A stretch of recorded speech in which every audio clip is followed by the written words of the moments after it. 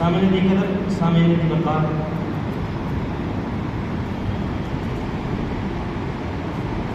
آدمی کو ہر وقت چست رہنا چاہیے اور اپنے آپ کو عمل کے لیے تیار رکھنا چاہیے۔ جب آدمی تھوڑی سی سستی کرتا ہے اور کسی عمل کو چھوٹا سمجھ کے چھوڑ دیتا ہے، میرے بھائیو جو شیطان ہے پھر یہ دلیر ہو جاتا ہے، اس کو راستہ مل جاتا ہے کہ اب میں اس بندے کو جو بڑے بڑے اعمال ہیں ان اعمال سے بھی پیچھے ہٹا سکتا ہوں۔ اس لیے جو فضائل کی کتابیں ہیں،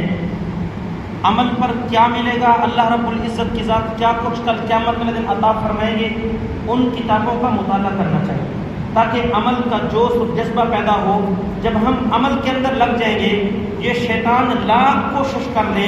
یہ میرے بھائیوں آدمی کو گمراہ نہیں کر سکتا۔ آدمی گمراہ تب ہوتا ہے جب بندہ عمل کو چھوڑتا ہے، جب عمل کو چھوڑتا ہے شیطان کو راستہ ملتا ہے، بس شیطان جو ہے اس کو بہکا کے رکھتا ہے۔ سنن ابی داؤد شریف کے اندر ایک حدیث آتی ہے، حضرت عقبہ بن عامر رضی اللہ عنہ نبی علیہ السلام کے پیارے صحابی ہیں۔ وہ فرماتے ہیں کہ ہم نبی علیہ السلام کے ساتھ ایک سفر میں تھے، لیکن اس وقت زمانہ غربت کا تھا، ہمارے پاس خادم نہیں تھے، غلام نہیں تھے کہ وہ ہمارے کام کرتے ہوں، بلکہ ہمیں خود کو کام کرنا پڑتا تھا۔ نبی علیہ السلام صحابہ کی ڈیوٹی لگاتے تھے، بعض صحابہ ایک دن اونٹوں کو چرانے کے لیے لے کر جاتے، بعض صحابہ دوسرے دن لے کر جاتے۔ حضرت عقبہ بن عامر کہتے ہیں کہ ایک دن میری باری تھی اونٹوں کو چرانے کی، تو میں اونٹوں کو چرانے کے لیے لے کر گیا،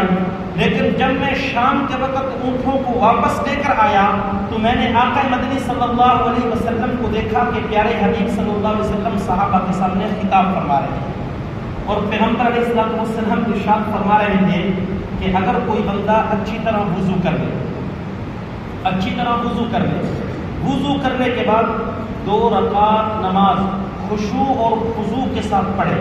دوسری حدیث کے اندر اس کی تفسیر ہے کہ اس انداز کے اندر پڑھے کہ اس کے دل کے اندر کسی قسم کا کوئی خیال پیدا نہ ہو، تو اللہ رب العزت کی ذات اس کی بخشش فرما دیتے ہیں، سارے کے سارے گناہوں کو معاف فرما دیتے ہیں۔ حضرت عقبہ بن عامر کہتے ہیں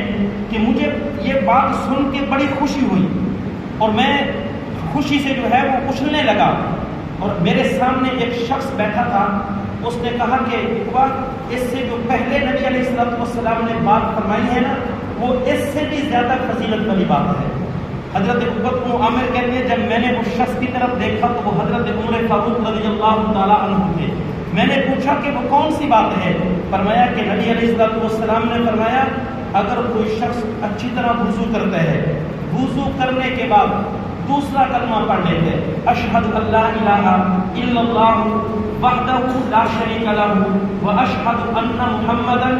عبدہ ورسولہ، فرمایا کہ اللہ رب العزت کی ذات اس بندے کے لیے جنت کے آنکھوں دروازے کھولتے ہیں۔ اب بندہ تو دنیا کے اندر موجود ہے، دروازے آنکھوں جنت کے کھل رہے ہیں آخرت کے اندر۔ مفسرین نے فرمایا کہ یہ آخرت کے مراد یہ ہے کہ جب یہ بندہ آخرت کے اندر پہنچے گا، اس کا حساب و کتاب ہوگا، لوگ داخل ہو رہے ہوں گے، ان کے لیے صرف ایک دروازہ، لیکن جس نے اس چیز کو معمول بنایا ہوگا، اللہ رب العزت کی ذات اس کے اعزاز کے لیے جنت کے 8 دروازے کھولیں گے، اور جس دروازے سے مرضی چاہے داخل ہو جائے۔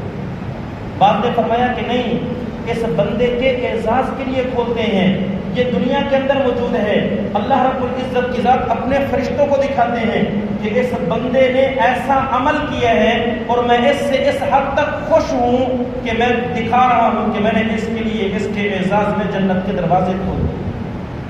بعد نے فرمایا کہ یہ مطلب نہیں، بلکہ مطلب یہ ہے دروازے تو قیامت والے دن کھلیں گے، لیکن اگر کوئی بندہ اس عمل کو معمول بنا لے گا تو اللہ رب العزت کی ذات اس بندے کو دنیا کے اندر ایسے ایسے اعمال کرنے کی توفیق عطا فرمائے گا جن اعمال کی وجہ سے آخرت کے اندر جنت کے 8 دروازے کھل جاتے ہیں، اور علماء نے اسی تفسیر کو زیادہ راجح قرار دیا ہے۔ تو میرے بھائیوں دیکھو، نماز پڑھنے کے لیے ہم آتے ہیں، وضو تو ہم نے کرنا ہی کرنا ہے، لیکن تھوڑی کوشش کر لیں کہ سنت کے مطابق اچھے انداز میں وضو کر لیں، پھر اس کے بعد یہی نیت دل کے اندر نیت بھی ہو کہ میں وضو کے بعد کی دعا پڑھ رہا ہوں، اور کھڑے ہو کر میرے بھائیوں یہ دعا پڑھ لے، دوسرا کلمہ، کوئی مشکل نہیں ہے، اس کو معمول بنا لے، اللہ رب العزت کی ذات دنیا کے اندر اس کو عمل کی توفیق عطا فرما دے گا۔ دعا ہے خدا کی ذات مجھے اور آپ کو عمل کرنے کی توفیق عطا فرمائے۔ وما علینا الا البلاغ۔